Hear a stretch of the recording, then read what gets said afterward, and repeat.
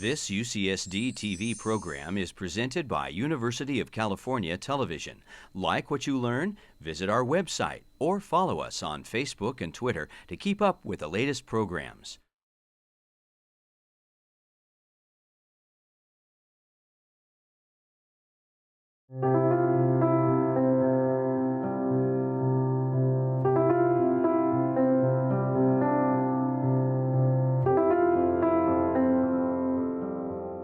I'm Steve Airy. My payroll title is not Professor of Urban Studies, Professor of Political Science. I'm the Emeritus Director of the Urban Studies and Planning Program, and I want to welcome you to a panel on ethics in American public life. As a student of unethical behavior, municipal corruption and malfeasance, I was the obvious candidate to moderate this panel. Has ethical behavior, integrity in public officials' conduct and pursuit of the common good declined in American public life? Examples of no moral compass abound, from the convicted Virginia governor and his wife to corrupt city administrator Robert Rizzo and the misappropriation of public funds in Bell, California. In Sacramento, 3 state senators have been indicted on felony fraud corruption charges and 1 convicted. And the governor, in his infinite wisdom, has just vetoed 3 ethics reform and transparency bills. Permit me to introduce our distinguished panelists, drawn from public, private, nonprofit, and student life. First, the Honorable Susan Davis, Member of Congress, the Honorable Kristin Olsen, the Assembly Minority Leader, Stephen Ferruolo, Dean, formerly Managing Partner of the University of San Diego School of Law, Robert Price, Price Entities, Price Family Foundation, Price Smart. If the name Price rings a bell, think of the Price Center. Avril Prakash, the student panelist, the president of SOVAC. It's the students organized Voter Access Committee, and Dan Howle, the Independent Voter Project. In terms of format, this panel will assess the state of ethics in our nation's public affairs today, provide needed historical context, explore the chief ethical dilemmas currently facing public officials, examine the impacts and costs of unethical behavior, and consider possible solutions. Hopefully, we'll have that done in 45 to 50 or 55 minutes. The audience is then invited to ask questions of the panelists. I said questions, not statements, please, for 15 or 20 minutes. And if there's wounds and blood and a need to recover from the panel, we will offer the panelists the opportunity for short closing remarks. My job as moderator is to herd the cats, keep the discussion focused, and most importantly, keep track of the time. Okay, it's going to be an open format. I have 4 questions. I'm going to throw the first one out, and then whoever on the panel wishes to answer, and we'll just sort of take it from there. Question number 1. In a nation that historically has experienced the graft and corruption of machine politicians and robber barons, and scandals like Teapot Dome and lobbyist Artie Samish and corrupt California lawmakers about a half-century ago, are ethics in public life any worse today? How do you assess the state of ethics in America today compared with episodes from our past and from your own personal experiences? And we're lucky to have an historian or 2 on the panel today. Anyway, I basically throw that out to the panel. Anybody want to take it? Well, I'll start. My name's Dan Howle. I am the co-founder of the Independent Voter Project, and I am also a former legislative staffer. This is my 41st year in California politics. I went to work in the legislature when Ronald Reagan was the governor, and Jerry Brown was running for office for the first time. It's also the last year of the legislature was in session prior to Proposition 9, which restricted spending by lobbyists and restricted gifts, etc. And I would say to you with absolute certainty that I think that the legislature today is a better body from an ethical and moral perspective, and I believe the same thing of Congress, than it was 40 years ago, or 50 years ago, or 60 years ago. And in spite of the extremely bleak picture our moderator presented about public officials and scandals, etc., the fact of the matter is that the vast, vast majority of public officials are hardworking, decent people who dedicate their lives to public service, are honest, they're ethical, and they're moral. And it's unfortunate that they get lumped in with the bad apples. And I don't care what business you're in, whether you're a lawyer or you're a doctor or you're a plumber or whatever it happens to be. There are bad apples in every industry.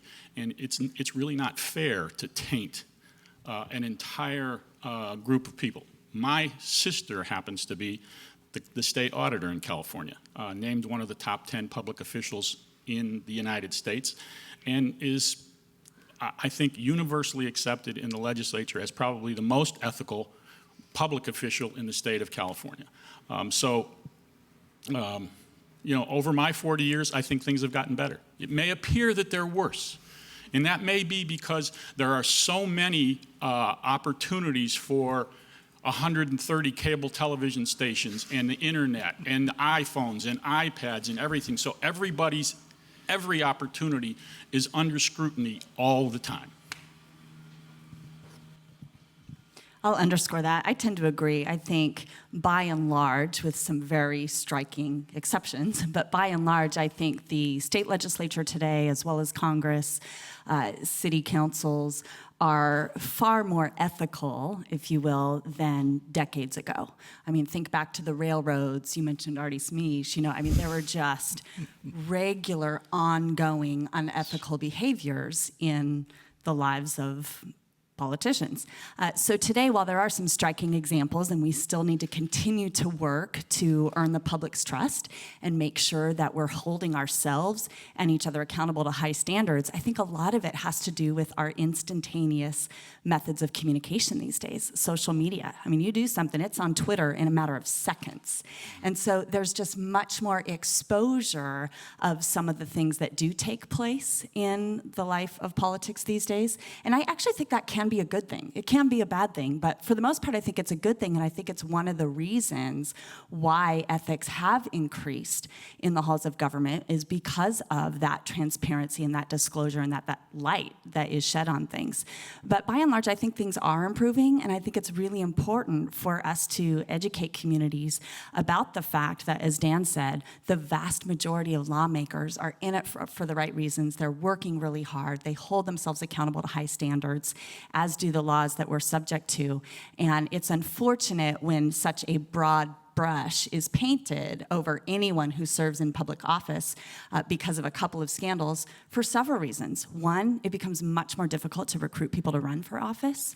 And two, it becomes much more difficult to encourage voter engagement. It leads to apathy. But the only way to turn things around is to encourage civic engagement. And so I think it's incumbent on all of us to work together to try to increase public trust and point out examples of ethical behavior.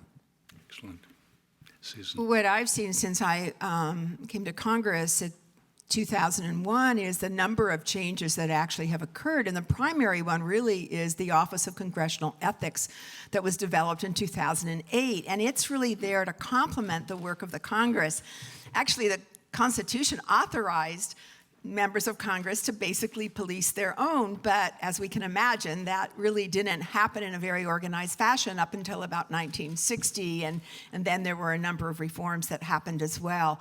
But I actually do think that the electronic age and all that is going on in social media probably does make it a lot harder in many ways, although it's provided some other opportunities for people who probably aren't going to do the right thing in other areas as well. We all think about behavior, and we know that the best behavior, whether it's ethical or not, is doing the right thing when no one's looking. And what we don't really know or have data on is how many examples there are of members in politics or generally speaking, who aren't doing the right thing necessarily, but nobody really knows about that. So it's a difficult gauge, but my sense is that people are actually quite focused on this. We see from time to time, and there aren't that many cases, but there are some, where maybe we'd say we don't really know how that happened. We know this person in everyday life, and we know them to be very competent and do very well, and then something happens along the way. So actually, I think that the Ethics Committee now really is this oversight body to the Congress. In some way helps people to think about it, but I've said to some of the panelists and my colleagues that you're basically doing your job, and I do believe that the vast majority of people who come into office, they come in, they want to make a difference in politics, they want to make a difference in the world, they really care about their constituents, and the last thing in the world they want to have happen is to have their reputation and their family and everybody ripped apart by an ethics scandal. That's probably the worst thing people could contemplate. And so I think there really is a check on that kind of behavior. Before we go any further, we have a late addition to the panel. That was going to be my seat, Scott. I have my former congressperson and my current congressperson, the Honorable Scott Peters, member of Congress. I don't know if you heard the question, Scott. It's all about, are things worse today, better, the same, ethics-wise? I don't, I obviously don't have as a new member of Congress, don't have a long history with that institution. I just offer two observations, and I'll have a chance to look backward at this election in about 3 weeks, but focusing on today and tomorrow right now. I do think that one of the things I've been reflecting on is the role of money in politics and the role that and then the effect that has. Today I was on TV, and I've been on TV a few days now, talking about an ad that was run against me, depicting me making profits in the stock market from being on the Defense Committee. Every fact checker, every independent evaluator of that ad says it's false, says it's outrageous, gave it an F on the civility and the truth scale because Congress has no role in picking who gets contracts. We set a budget, but the Pentagon decides what contracts are let and which companies get them. And it's very similar to the city approving a budget and then the administration issuing contracts through competitive procurement process. So a lot of my colleagues donated money that ended up getting used on those ads. And I don't think any one of them would think that it was any big deal to shake my hand when I get back and even know perhaps what the content of those ads were that they paid for. So what I think a lot about is that the ethics that I'm concerned about aren't person to person, because I've met very many fine people. I think Susan's right, that people who go to Congress, you don't go there for the glamorous travel to Dulles Airport. You go there to try to make a difference. But I'm concerned about the systemic ethics, and the product of this system has been something that a lot of us wouldn't be proud of. And so that's kind of my thought right now. And when I got into politics, I was on the city council. My first meeting, Byron Ware called me up. Byron Ware was a Republican who represented the adjacent district in Pacific Beach and Point Loma. And he said, Scott, he says, I'm a Republican, you're a Democrat, and I supported your opponent, and you've won, so now you're my colleague. I will never endorse against you. And I thought that was one of the, most reassuring moments, is that, here's a guy, even if he was not in my party, and that he said, look, we're colleagues now, we're not going to work against each other. That, I think, has been lost over time at the city council, and it certainly doesn't exist today. It is a unfortunate thing. I'd like to get back to that conversation I had with Byron Ware, and I think those kind of breakfast conversations could happen again. We'd all be better off. Yeah. And what you've done, Scott, is you've really raised the issue of campaign ethics in addition to decision-making in office.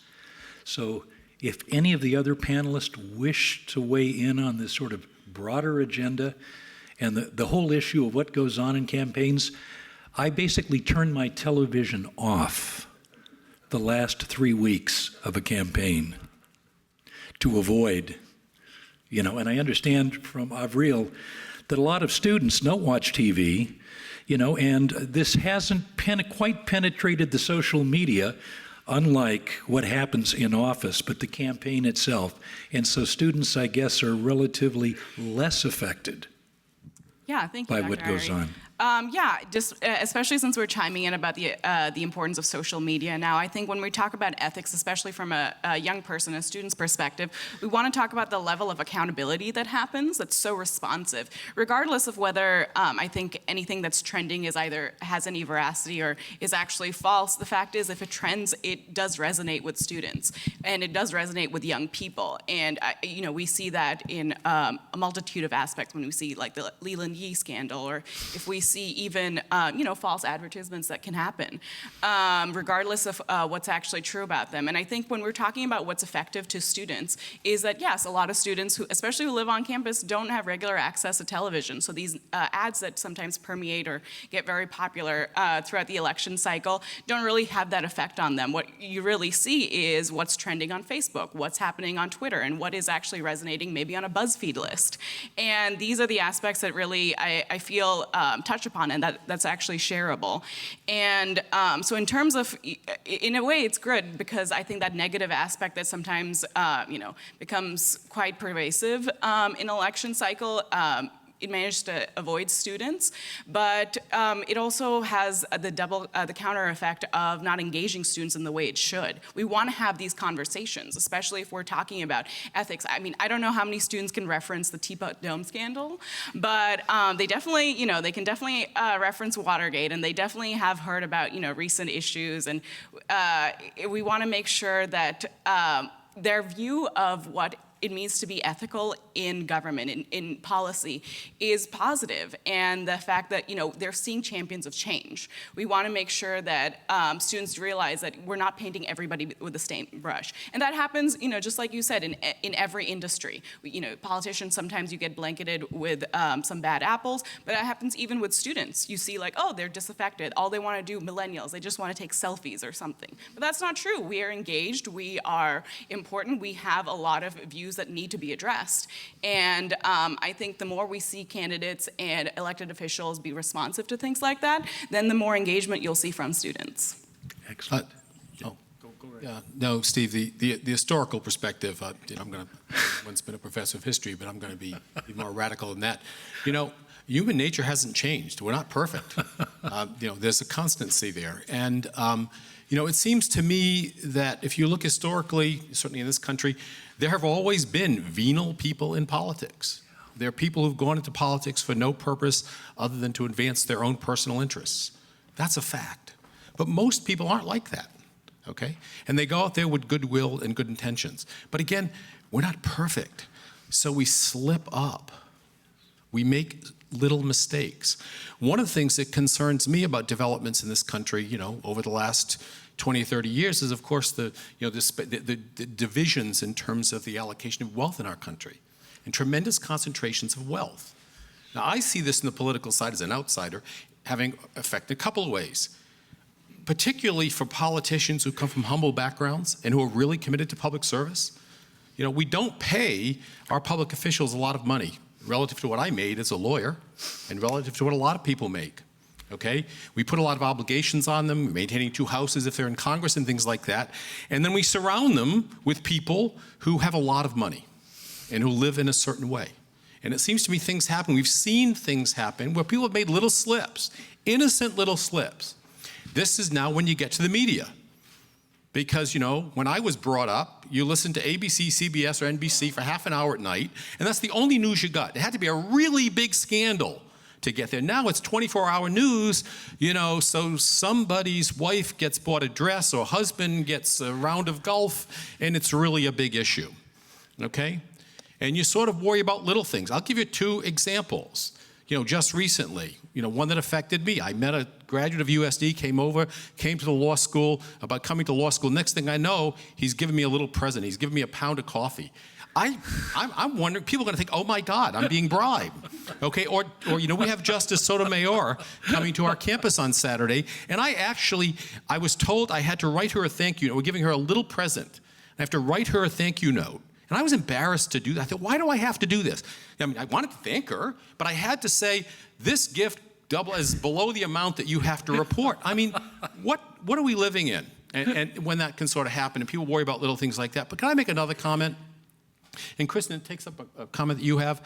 I see, and I've been involved in this community, I was in the business community, a lawyer for a long time, and I know in several opportunities, I've been in discussions with some leaders, trying to encourage some of the business leaders, the legal leaders, and others to run for political office, to increase the availability of candidacy, to bring people who have been involved and engaged in the industries that are critical to San Diego to run for political office. People don't want to do that because of what I just talked about.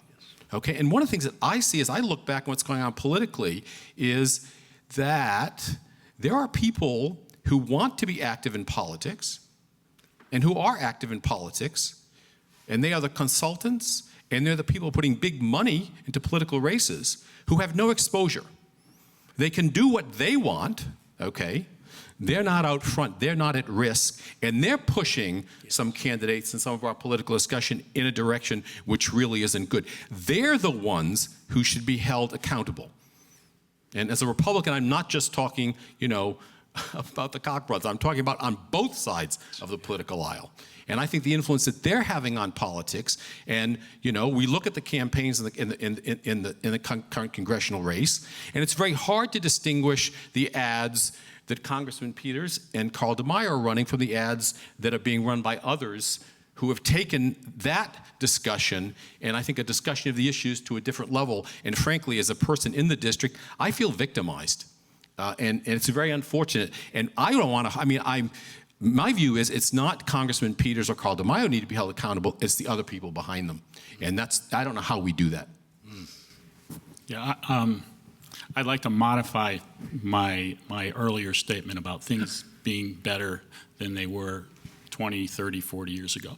The one thing that has gotten significantly worse is the work that's being done by political consultants. As someone who spent 15 years in the first part of my career running political campaigns, so I still consider myself to a certain extent to be a political consultant. This body of people who run political campaigns is embarrassing. It's disgusting what they do. And the fact of the matter is there are very, very few political candidates who sit down and write these political ads and these brochures and things that you get in the mail or you see on TV. And if there was anything that you could do to make the system better, it would be to figure out some way of making political consultants accountable for the lies and the deception that they throw at you day after day after day in political campaigns. And then the other thing I'd like to say is, I think you're very correct about money in politics. But the fact of the matter is, I'm a government affairs, in addition to being on the board of directors of the Independent Voter Project, I work for Eli Lilly Pharmaceutical Company, and I have a substantial political action budget. 4 years ago, I made the decision that I will not make contributions to legislators while the legislature is in session. I think I'm the only person in Sacramento who has a political budget that does that. Now, why did I do it? I didn't do it because it was buying votes or it was unethical or anything like that. I did it because the perception of money involved in the system while the system is ongoing gives the impression that that's what happens. And I can tell you, that's not what happens. So my reaction was more to make a point, and so I don't make contributions while the legislature's in session. I've not been restricted access to any member of the legislature that I like to talk to.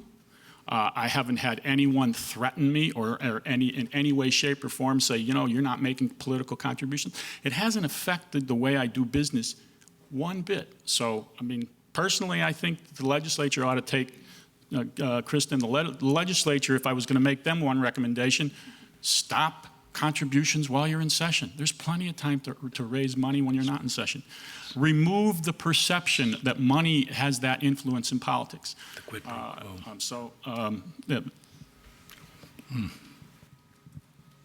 I was just going to add that I think we all watch negative ads and we're turned off by them, and I think students as well, even though they may not be watching them on television, they're picking it up in the environment. And the difficulty partly with that is that there have been plenty of polls, and we know that as politicians, that negative advertising actually moves people and influences people to make a determination other than the way they may have been leaning. And so it is used, and how we get to that is part of what I think the university is all about. It's educating the public. We know there's not enough civics education today in the schools, let alone maybe at the university level. And so that becomes a factor of helping the public to discern, and I'm glad that we have people who do fact checks and really try and educate the public. I don't know how much of that is read, but nevertheless, it happens because people actually like it, I guess. And it's very difficult then to sort of be able to navigate that environment when people are telling others that, well, this is sort of what's making a difference in your race. I think we all would like to think that we can push back from that, and I think that a lot of us try hard to do it, but it's a difficult thing because there's so much at stake, and that's why this whole political advertising becomes a very big deal. Yes. I'll add something I was going to speak to later, but it came up now, so we might as well address it now. But as it relates to political consultants and holding people accountable for their actions, I do think there are ways to do that. I mean, one, if it's directly from a candidate's campaign, I think you hold the candidate accountable. At the end of the day, I hire my political consultant, and I should be held accountable for what the mail that my consultant puts out says. And so I think there's a way to do that when it's directly from a candidates committee.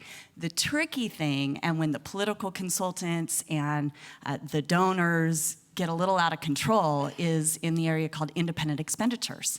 And we're in an environment now where the vast majority of funds in a campaign, whether it's a congressional campaign or whether it's a state legislative campaign, statewide constitutional office, is done through IEs, is not primarily done through direct candidate expenditures.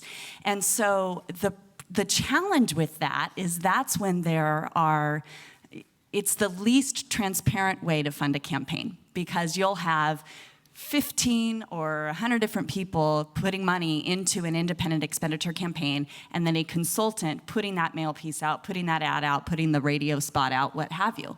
And so I have more and more come to believe that the best way to address that is actually to lift all contribution limits and allow candidates to receive all the money directly, because then you know exactly who to hold accountable for the message. And that's a controversial subject, because we all want to believe that we shouldn't have a candidate being able to receive, $50,000 from one individual. But they're getting it anyway, because that $50,000 from one individual is going into the Independent Expenditure Committee, and then you have no idea who to hold accountable. And so more and more I'm thinking the best way to instill more ethics into campaign finance is through full and expedient timely disclosure, every dime. within a very short amount of time frame, maybe even 24 hours. It would send our treasurers through the roof. But it can be done, and it's a way to hold people accountable.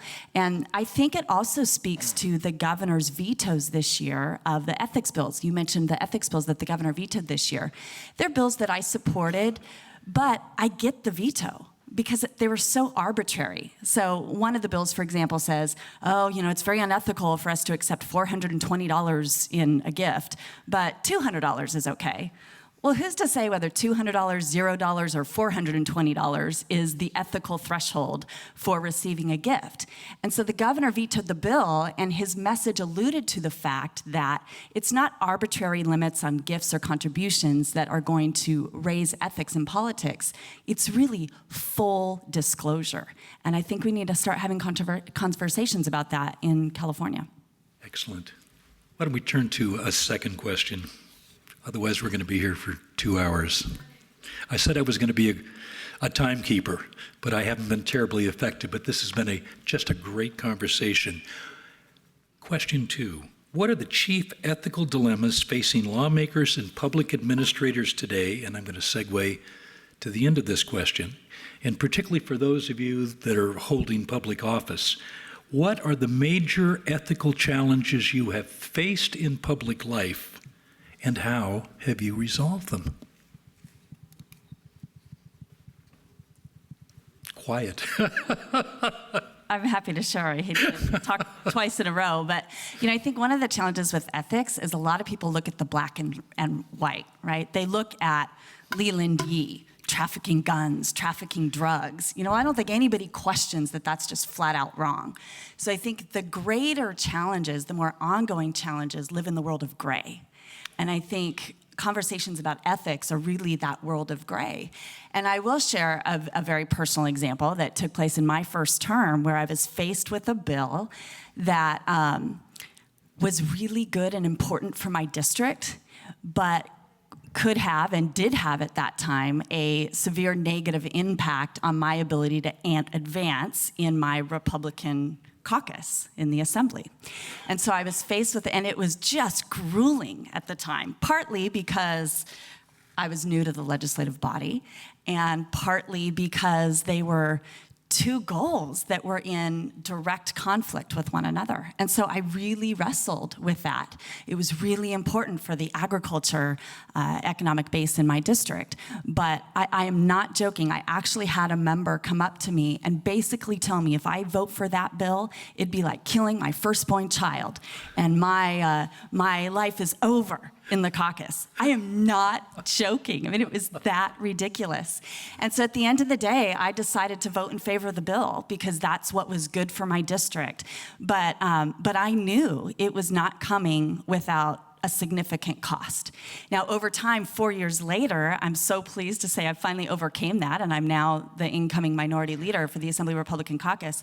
But I'll tell you, 3 years ago, that would have never happened. And in fact, there are pretty public stories about what happened instead to me, because I chose my district over party politics. But those aren't easy decisions. And I think that's one example of ethical dilemmas that public officials face on a fairly regular basis.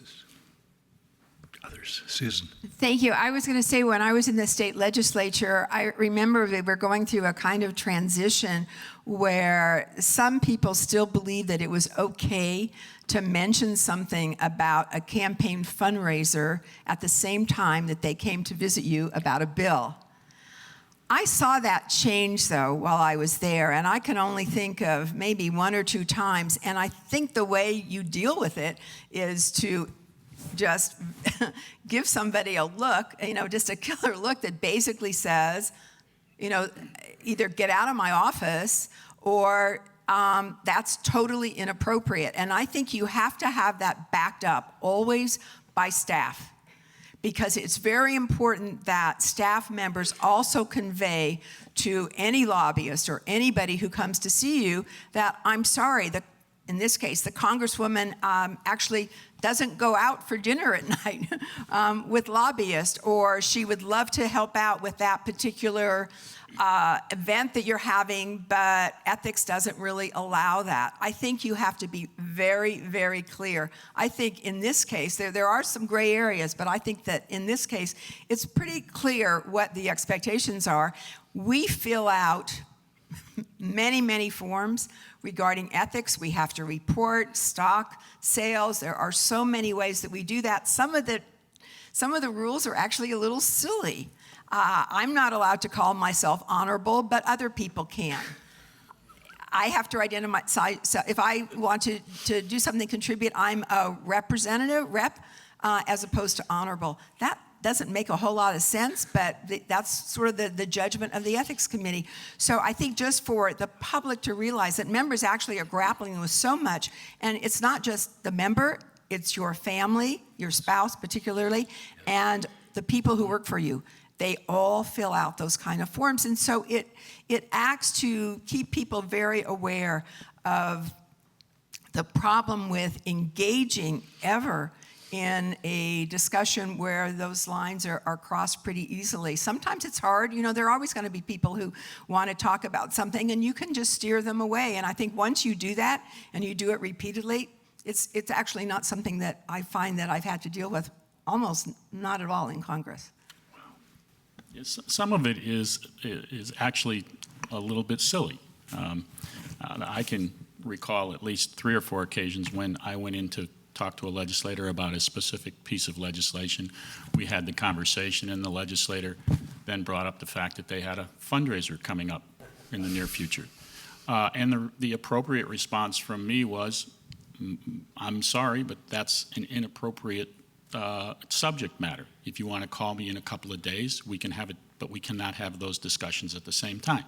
Well, it's kind of silly that a couple of days later, he can call me or she can call me and we can have the conversation, and it's perfectly legal to do that, which is one of the reasons that I don't do contributions while the legislature is in session. So my response these days is, I'm sorry, I don't make contributions while the legislature is in session, so we can't. It's not just an inappropriate conversation. It won't happen. Yep. Scott. You know, I do reflect on what we call ethics, but really is compliance.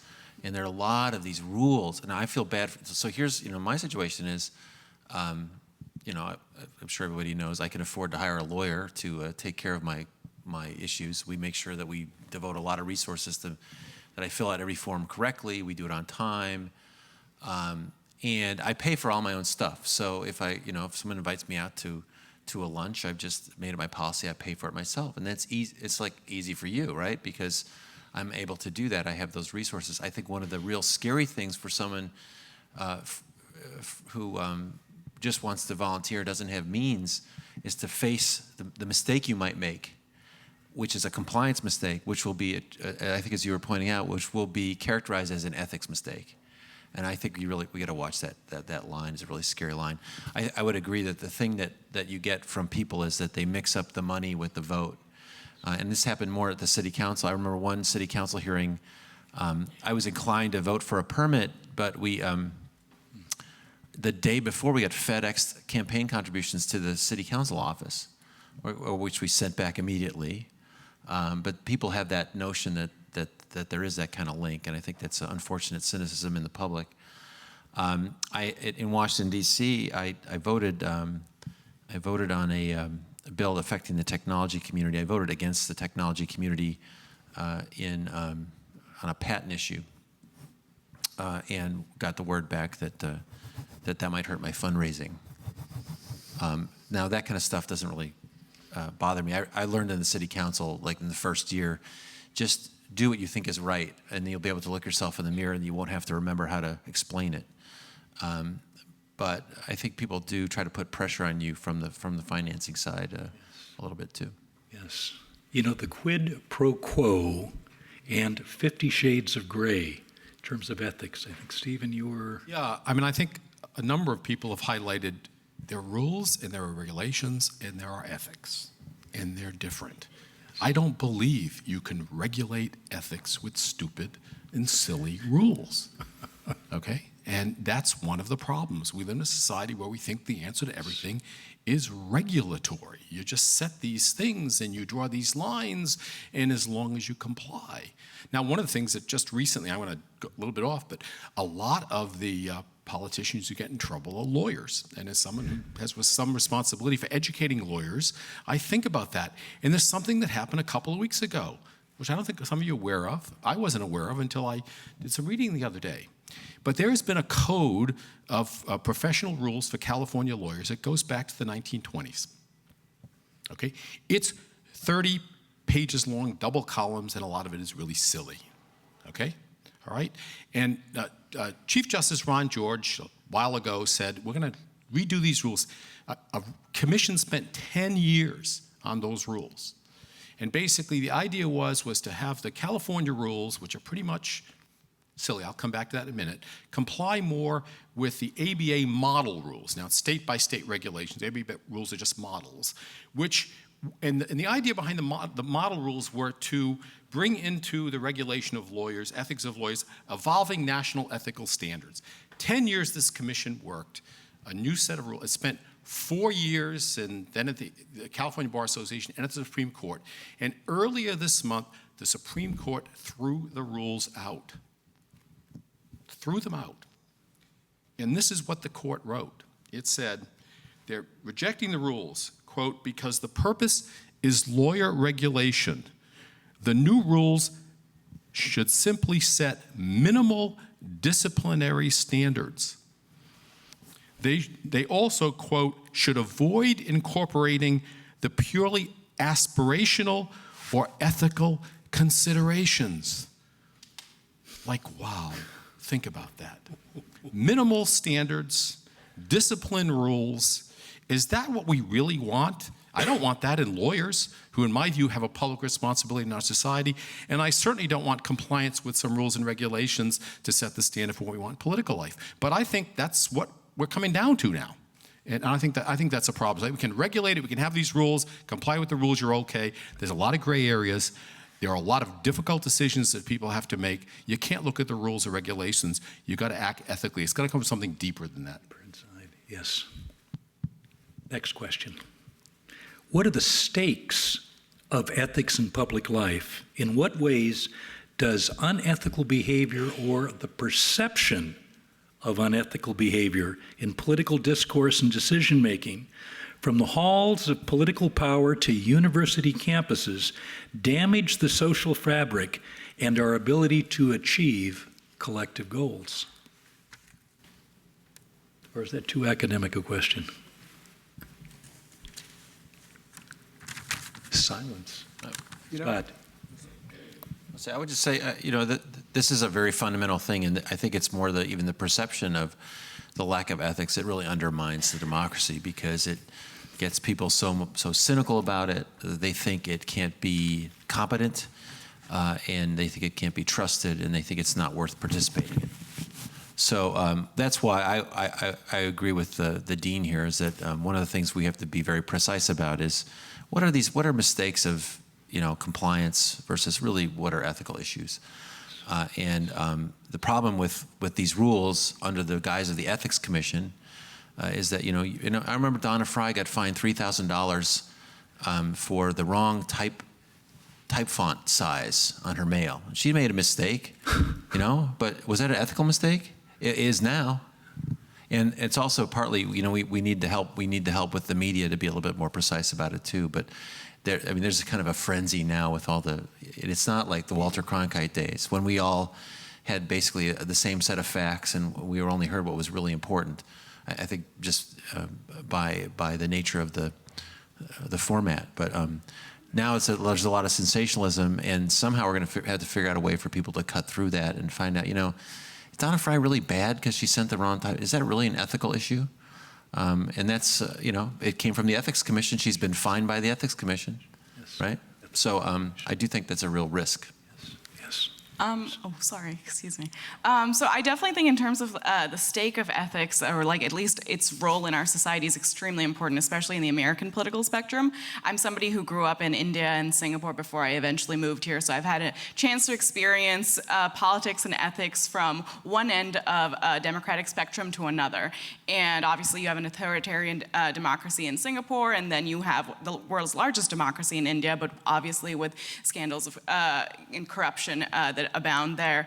And I think what it makes you realize is that you have to have a very great sense of appreciation for the American political system. The fact that we have come so far, and the fact that we have these, of course, these rules and regulations that, oftentimes can be silly, if we're talking about font size, or if we're talking about fundraising 3 days later. Yes, they are silly, but we also should have an appreciation for the fact that we have these. We have these, this adherence to being ethical. Because in a lot of areas, a lot of communities, that's not the case. It's basically, whatever you say goes. And I think what we want to try to communicate, especially to students, is when we're trying to talk about what ethics really means, is we want to simplify it and talk to them about ease of access, about how having an ethical member of government, having ethical policymakers allows you to have better communication, better access, better accountability to these policymakers who will help define your future. And so I think especially for students, the idea is to communicate the importance of that. And while there are like semantics to discuss, and while these rules and regulations have their downsides, having a greater sense of appreciation for this is very important. Well said. I think the clear consequence is it breaks trust and it breeds apathy. And while that's understandable, I think we have to flip that upside down and instead use that frustration, use that anger, use that apathy, and turn it into energy to demand more honest, better, more responsive leadership. Because the only people who have the ability to change that and to hold people in our American government system accountable are us, the voters. And so while the consequences of apathy is understandable, I really encourage all of us to work together to move that apathy into greater action and energy. Steve, on college campuses, Dan and I were talking last night, we were student activists in the 60s. I was then a professor at Stanford in the 80s, and there was little student activism or engagement. But I want to tell you what I've seen. I've just been back in universities now for the last 3 or 4 years, and Avril could tell you what she's doing at UCSD and what's going on here. I'll tell you what's going on at USD. There's a level of student engagement which is phenomenal. USD has been designated an Ashoka Changemaker campus. I won't go into all of that. 70% of the incoming students identified that designation, the idea of going to a campus where there's social engagement and social entrepreneurship and change-making is a principal reason for choosing that school. The projects that hundreds of students are involved in projects that relate to sustainability, that relate to providing educational opportunities. One project for US-born high school students living in Tijuana who want to come to school in the United States, to designing curricula for inner-city schools, to working on an anti-bullying, and all kinds of projects across the board under what this general concept of social entrepreneurship. They are doing things where they see they can have an impact. And the level of engagement that we're seeing on college campuses now is much higher than I think it's been. But we say they're disengaged. They're disengaged from formal political life where they're turned off, where they don't think they can have an impact. But the students are doing remarkable things. And to me, and Bob, you should talk about some of the initiatives you're involved in, because he's been tremendous in his impact on the community in many places where students are involved. How we take that social entrepreneurship and activism, that desire of this generation to have an impact and turn those people into political activists who really get involved in political. That to me is the real, they're not turned off. They're just doing something else. People in the 80s were sort of turned off. Students aren't turned off. It's exciting to see what's going on. It really is. Well, I can't let you brag about USD without talking about UC San Diego's accomplishments. I mean, I'm sorry. Great things you're doing. You just said great things. Let's go into detail. I mean, we do have Cal Brain. We're pretty good. But I definitely agree with you. I think in terms of when we're trying to position our way, it's something that SOVAC is trying to encourage is we're trying to push it away from the idea of like politics, which, you know, students every day see as divisive and controversial, but we want to change it to policy. And the fact that you can do whatever you're doing, you can be an engineering major, you can be a human bio major, you can be pursuing the arts, but you can still have, you can still be a stakeholder in policy. And the fact that you can pursue your passions, pursue your industry, and still know that at some point, the decisions you make will come back to policy and politics. I'm in a marketing class right now, and one of the statistics that they threw out is that on average, a woman, before she steps out the door, uses 22 products. Well, I would love to see the statistics on how many, you know, government and policy initiatives you go through before you step out the door, because it's going to be a lot. And I definitely think in terms of like social entrepreneurship, UC San Diego has a fabulous, like we have a wonderful culture of, we have graduate students who are pursuing fantastic research, like Professor Kauser just mentioned this morning, in terms of reverse engineering propaganda in China, or even talking about making cost-efficient drones that we can use for transportation, border security. We have a lot of great initiatives that all in the end tie to policy and the fact that we as students are stakeholders in our initiative. And the fact is that we have to see, as students, what more can we do? You know, we're talking about money in politics. Students don't have money. I could barely pay for the valet this morning. You know, but what we do have is strength in numbers, and we have the ability to vote. And what we want to make sure is that that's what we're expressing to students, is that's the way to aggregate, that's the way to come together and unify for the initiatives, the policies that you believe in, is that you should unify under the ability to vote, because that's what we still have, and that's how we can bring, you know, amazing politicians, amazing policymakers to campus and hold them responsive and accountable to what students desire and students want to see. Because, you know, we're talking about just short-term issues as well as long-term issues that have huge consequences for students. So, yeah. Excellent. Robert. Well, this conversation is way out of my league, because these are mainly people in public life, and I'm not in public life. And my world is more of the foundation world, so I have a little different life experience. But I was just thinking about, the word ethic to me is a difficult word to get my arms around. I like to think of doing what's right. And just a few comments on what's been said today. One is on these ads. And I'm thinking to myself, and I'm not putting a value judgment on any politician that's here today, but I'm not sure that I could run for office and be associated with ads that are being played out in the congressional race that Scott is involved in. I think I would probably rather not run for office. Or I would say I'd rather lose.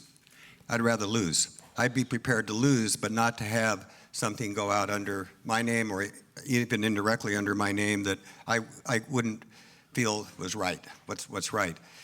The other thing is, and from my life experience, and I think the stakes are high, the thing that's had the greatest impact on me in my lifetime has been the Holocaust.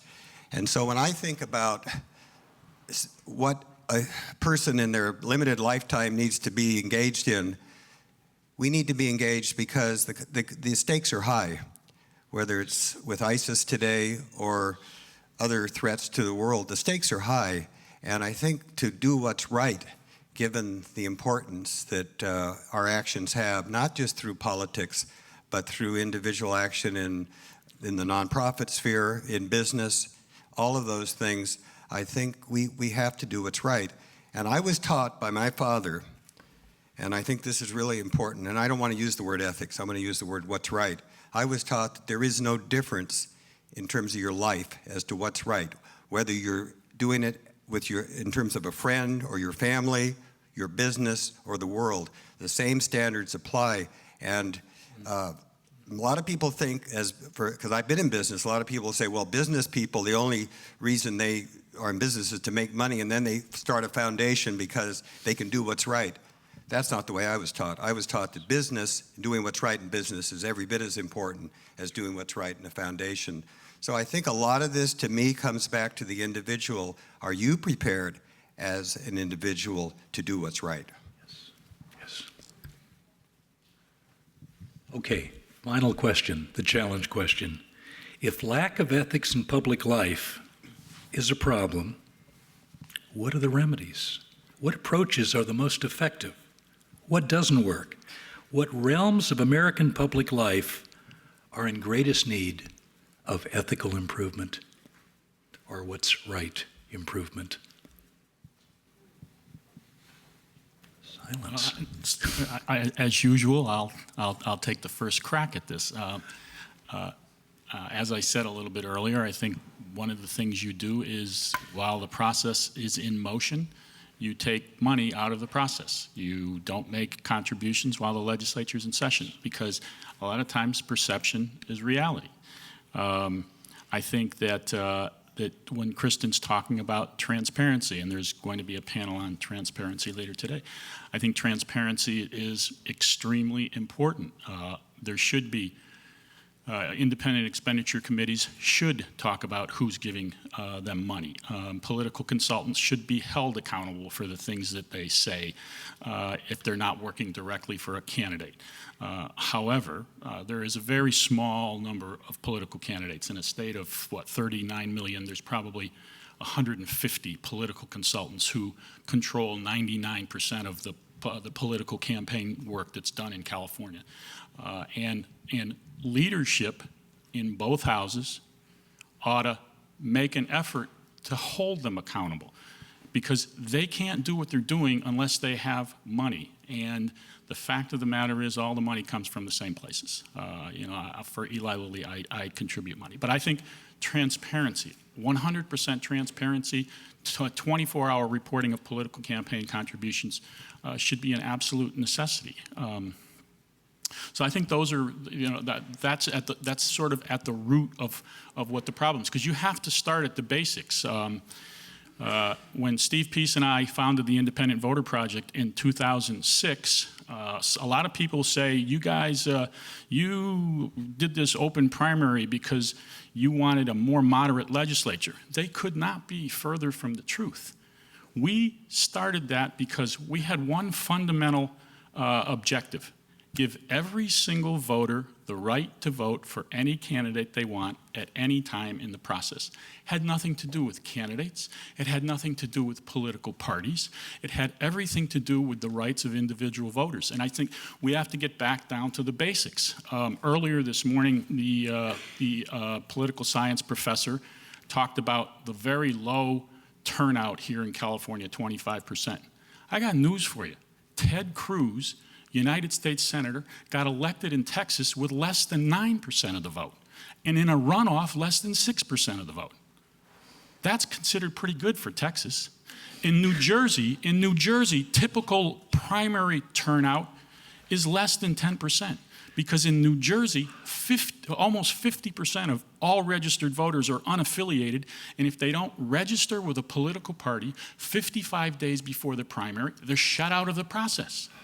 And so what we have to do, I think, is we have to get back to the roots. We have to get back to where people think and believe, really honestly believe, that their votes make a difference, and that they're not shut out of the system in some way by political consultants or political parties or whatever it happens to be. Elections are not about candidates and political parties. They're about voters going out and expressing their opinion and voting for the person that they choose to represent them. That's what elections are for. Yes. Scott? Well, I certainly agree with all that, and I wouldn't be here for the open primary. So, I guess thank you, or maybe from Robert's perspective, damn you. Thank you. But I do agree completely on transparency. I take a little exception to Kristin's proposed remedy. Boy, if you open up unlimited donations to people, the person who would want to give you $100,000 would get way too much more of my attention than the Point Loma Planning Board. And so I just think that would be a distortion that I wouldn't support, although I know that it comes from a good place. I'd offer two suggestions. One is, I think, we talk about fact-checking. I think that there needs to be a real fact-check mechanism that's independent, maybe even out of town, and maybe somewhat judicial. that would do two things. One, it would inform voters, that that's a BS ad, and every ad, and it could do it with every piece of mail. The other thing is it would reflect on these political consultants. So political consultants would say, I've had 95% of my ads be checked. And it would provide a little bit market mechanism, I think, for us to evaluate these people. And maybe people would say, I'm not going to hire the person whose grades are in the 70s or even in the 30s, where I think most of these would be. That's one thing. The other thing is, frankly, I expect to go back for a second term, although I'm working very hard to make sure that happens. And when I do, I'm going to raise, specifically with my colleagues and my friends on the Republican side, do you know that this is what they were doing to me? I'm going to start to have a conversation with those folks. I spoke to a friend of mine yesterday who's a very, very safe Democrat, and the problem with Congress is that just about nobody has a race. Just about nobody has. What are you doing? Oh, we went off, we were traveling, and they have October off, right? There's nothing to do for these folks. And they're very, very disengaged with what's going on in the rest of the country. But millions and millions of dollars are being spent in, 20 races in House races in the country.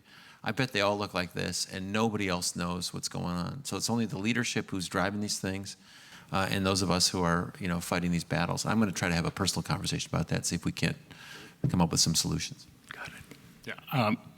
Before we go on to somebody else, I'd like to say that that you said that you'd give a little more attention to somebody who gave you $100,000 versus somebody who didn't.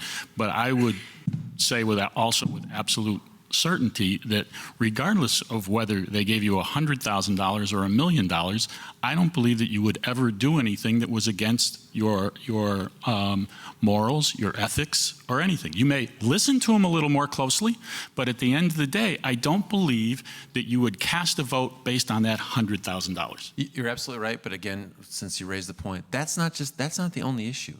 Part of being a legislator is talking to everybody.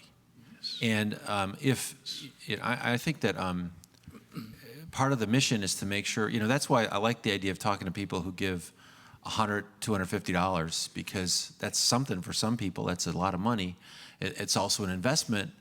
But, you're going to get a lot different perspective on what the problems in the world are if you're talking to those folks rather than just the $100,000 person. So I might, in all good faith, try to do the best thing that I thought was right. But my understanding of the world could be a lot different if I'm only talking to people who can give that kind of money. And that's, frankly, in phone calls I make, the first phone calls I'm supposed to make are to the $2,600 donors. And so I talk to those people already. I'll touch on this, and I want to touch on that too. But I do think the solution, to the extent there can be one, and I think there can to an extent, is through transparency. The more sunlight we shed on politics, business, foundations, what have you, the more people are going to hold themselves to a higher standard of ethics because the public knows. And so whether that's disclosing every dime that a candidate receives, or whether that's requiring a legislative measure to be in print for 3 days before it's voted on, I try to be a champion for transparency because I think that's the best way we can hold our elected officials accountable to being responsive, good government leaders. As it relates to the disclosure issue, I would suggest a couple of things. One is, it doesn't matter whether $100,000 is given, and we're just using that number as an example, but $100,000 is given directly to the candidate, or if it's given to an IE where it's not disclosed, who gave that $100,000. And so I would argue the important thing is to disclose who's giving it for whom. But even though IEs are somewhat invisible to the public during a voting cycle, the candidate knows exactly who has funded those IEs. And so it really doesn't matter whether it's given directly or not. But then I would also suggest that as candidates, and I think this is true of the vast majority of elected officials, is I think it's unfortunate if the public makes an assumption that candidate contributions equal poor ethical behavior. Because whether we like it or not, money is a necessary evil in politics, but I would argue it's not necessarily a necessary evil, it's just necessary to win elections. And the important thing is to not treat individuals differently based on the money you receive. And so I tend to have a very broad donor base. I think those of us who work in the middle on both parties tend to have a very broad donor base. And so if you looked at my donor base, you would see all sorts of people in conflict with one another who never agree on particular votes. And yet that, I think, is refreshing, because then it also gives you the ability even more to vote according to your district, according to your ethics, according to your conscience. And as you said, at the end of the day, you have to do what's right. You're going to sleep with yourself at night and make a decision regardless of the contributions that you receive. But at the end of the day, the solution really is transparency. More disclosure, higher the ethics. May I speak for the importance of education? Because it seems to me that that's really critical as well. And, you know, the Honorable Susan Davis spoke about civic education. And I think certainly civic education is, because we need to have people more engaged and to hold our political figures more accountable for the things that really matter, not for the slips, but really for making the hard decisions they have to make every day. So one, it's civic education. Two, as Robert Price pointed out, it's history. Why it matters, okay? That you know, what can happen, things like the Holocaust. Let's go back in our own history, you know, in terms of our own, you know, our struggles, our own history, the civil rights movement and things like that. And third, I also think, so, you know, I'm a great liberal arts person, is literature. To understand, you know, the difficulties and complexities of human life and the difficult decisions that people have, and to have a better understanding of human beings. Because, you know, all of our politicians, certainly we see the human side of these folks. Sometimes we don't see the human side of people in public life and the things that are going on. And again, to understand what is involved. So I really do think that we on the educational side have a real responsibility for what's going on. You know, there's so much emphasis right now in universities on outcomes, getting people jobs. That's our primary role. So let's have more business and finance and communications majors. We need better educated people. They're critical to a democracy. And we're failing there. Yeah, I would definitely echo what Dean Ferruolo said. I think in terms of especially what Congresswoman Davis mentioned as well about civic education, I think civic education comes from just taking more than a political science class, and it's something that we want to see encouraged from, you know, from students, from faculty, from administration when we're here in a university setting. We want to see that encouragement come from all facets. The fact that we want, when you come to UC San Diego, when you sign this, you know, statement of intent to register, we understand that you're committing to be academically empowered, to be socially empowered, to learn new things about living in a college setting. But we also want you to be politically empowered as well. And we want to ensure that students have that opportunity. And I think if we're talking about some ways to address, you know, fix or not fix, or just to improve, since we're always working towards a more just society, a more perfect society, where we want to make sure that our accessibility and our access to more options, education is present. And I think that comes from, you know, your mentors, your peers telling you that voting is important, that participating in the political process is important. And it doesn't mean that you have to know the bios of every candidate, every proposition, everything listed, but it does mean that you understand that when you check something off on a ballot, that you understand the consequences of it. And what we, especially here with SOVAC, with, you know, the many elected officials, the many policy makers you have here present, is we want to provide that opportunity. We want to provide that opportunity for information, for engagement. And we want students to know that they have that they're not living in a closeted world where, you know, they have to seek things out, that they have opportunities available. One thing I've learned is the amount of outreach and the amount of work that actually goes in elected officials' offices is the fact that they're so, you know, involved in the community. And I just wish students and, you know, more people knew that. And I feel that if their level of interest, if their level of awareness about these resources was present or even heightened, the amount of change that we could really enact is just incredible. And I feel that, you know, one thing I feel that we should have discussed, especially considering we're talking about student engagement, is mentioning, you know, I'm less scared about ISIS and more scared about student debt. And I think that's an issue that a lot of students will echo with is, and, you know, not to say that we're not aware of international politics, but this is just something that, you know, we want to see issues that resonate with us.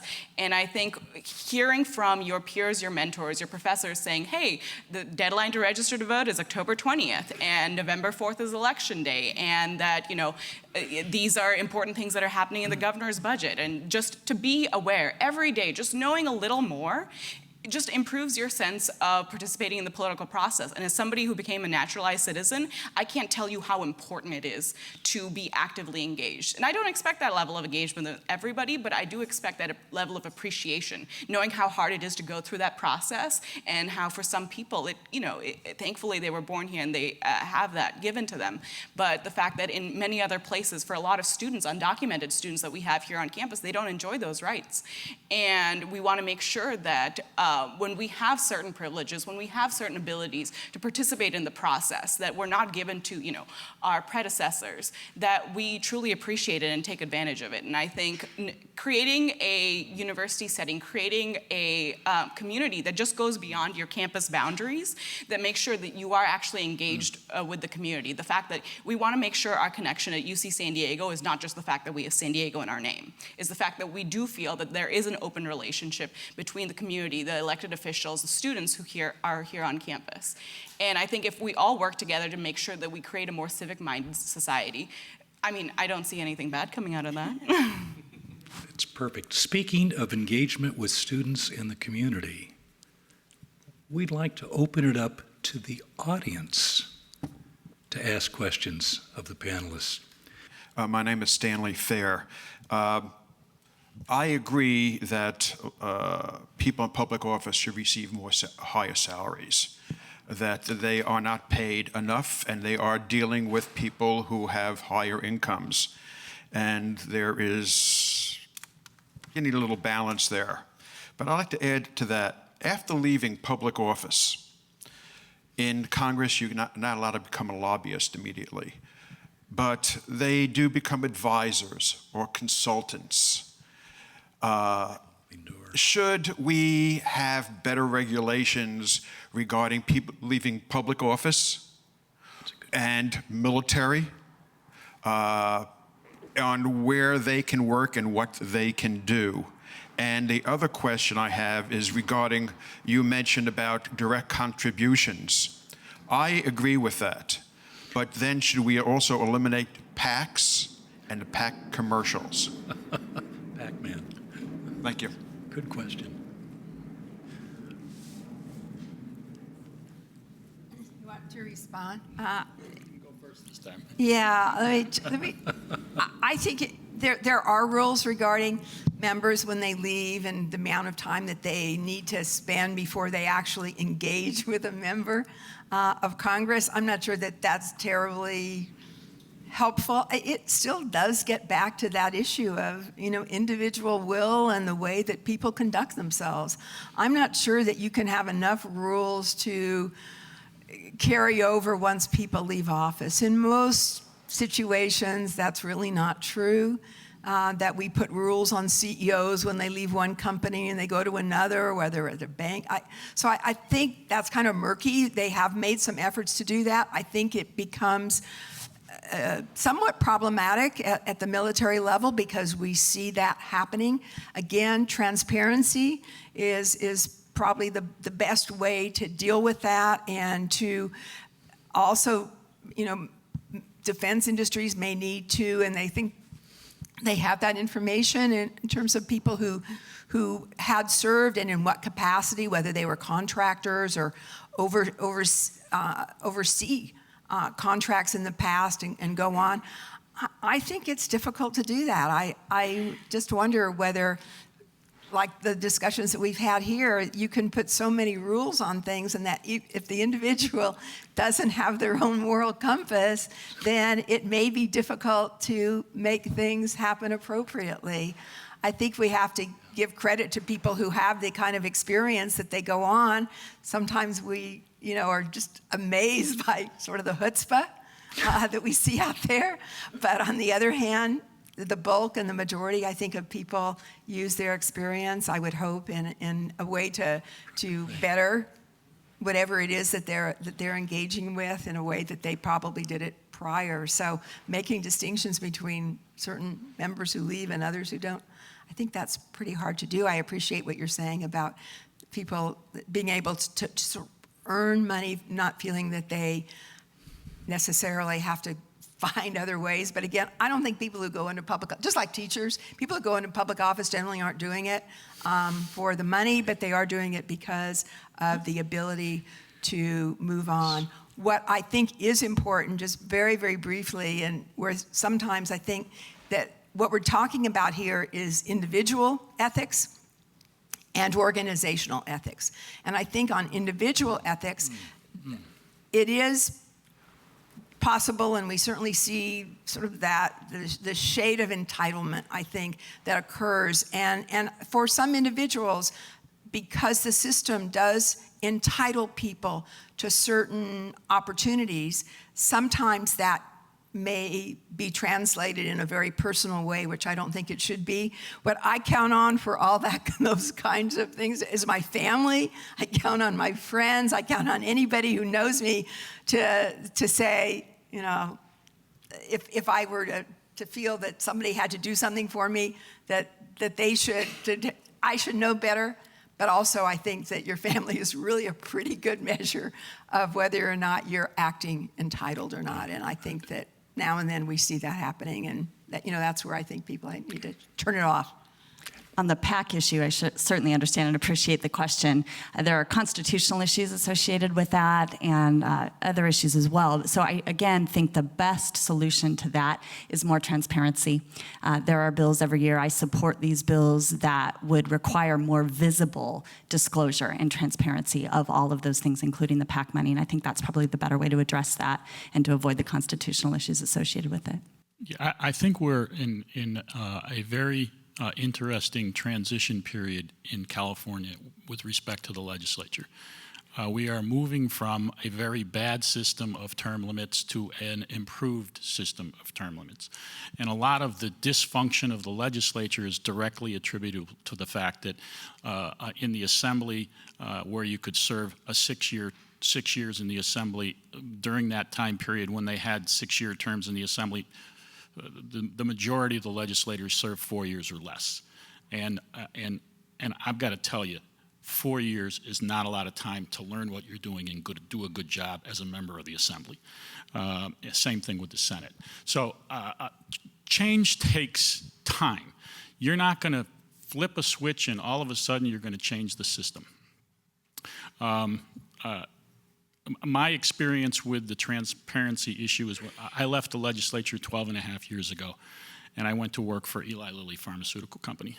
And at the time, the pharmaceutical company was under siege because we were making payments, grants and payments to doctors and things like that. So I had been with the company about 6 months, and we had a big forum back in Indianapolis at our corporate headquarters. And I had the good sense of grabbing a microphone and standing up and challenging the CEO to disclose all of the grants that we made, all of the political contributions that we made, our stage 2 and 3 clinical trials, and all the payments to doctors. Needless to say, that was not received very well. At the next break, I was accosted by 2 attorneys who told me that if I ever brought that up again, my job would be done and finished. I told them, that's fine, I'll just go find another job, but I'm right and you're wrong, and eventually you're going to change the way you do business. Because A, it's the right thing to do, and B, if you don't do it on your terms, you'll end up doing it on someone else's terms, and you won't like that. So about 3 years later, the same CEO made a big announcement that Eli Lilly was going to become the most transparent company, pharmaceutical company in the world. And we disclose everything. Exactly what I was talking about. We do it, and we are a better company for it. Now, the reason I bring that up is it took a while to make the change. And there's going to be, unfortunately for Kristin, she's part of the old term limits, and she's termed out after the next 2 years. But there's going to be a new group of leaders in the legislature, and it's going to be incumbent on those leaders to be the ones who institute the change. And it might take a decade for that change to happen, but that change has got to start with the next generation of leadership, because they're the ones who can go to the people who have money, who make the contributions, the political consultants, and they can say, we're not going to operate this way any longer. They won't be able to do it in one election cycle or 2 election cycles, but if they put their mind to it and they really want to do it, they can get it done. And we can make this state and the state of politics in California a lot more civil and a lot better place, and we'll feel better about the way the legislature and the members of Congress work in California, because they're good people, but it's incumbent on this next generation of leadership that's going to replace Kristin and Kevin De Leon and Tony Atkins. I just respond to Mr. Fair. You have a great name for politics. But I would say there are some people I should just mention, like me. I'm trying to figure out a way to have a more public financing of campaigns as well. So John Sarbanes has a bill in Congress. It's a hybrid of public and private financing. I think that would abate some of the issues of the concern we have too. Okay. But other questions from the audience? We know from the past that the Department of Justice has been used for political purposes. What would you feel about making the Attorney General an elected office?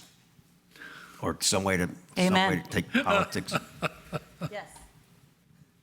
I think you have to amend the Constitution, but do the Congress members have any opinion on that? I'm just glad you didn't ask me about 6 Californias. That's the next question.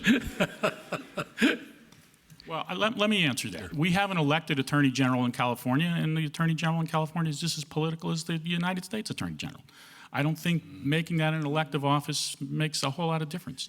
It's the individual who's in the position that makes the difference. It's not whether it's an elected position or not. And I would say, too, I worked with Mike Aguirre. I'm really prejudiced against elected lawyers. In all honesty, it does make them very political. And, you need lawyers who are boring and giving answers. And, you think someone who's at the microphone telling you, making some political speech is looking out for you. I bet the dean would agree. That's not necessarily what's in the public interest. So, I just, I had a moment of clarity there. I think it's a bad idea, Joe. I like a lot of your ideas are good, but I don't think this one. I was going to say, if you think there's too much money in politics, then that would apply also in that. More. Okay, we have 4 minutes left, and I think a couple of you want to ask questions. Let's go back there, and then we'll go to Arthur. Or the microphone is here. You will get the last word. Arthur.